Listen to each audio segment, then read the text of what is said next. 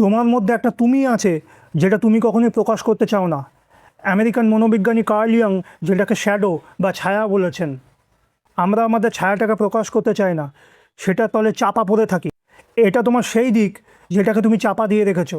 রাগ, ঘৃণা, লোভ, ভয়, লজ্জা, এই সমস্ত কিছু সেই শ্যাডোর তলে চাপা পড়ে আছে।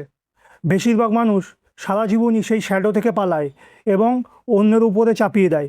যেমন, তুই খুব স্বার্থপর, এই দোষটা কিন্তু তোরই, তুই এটাই করেছিস, এই সমস্ত কথাবার্তার মাধ্যমে।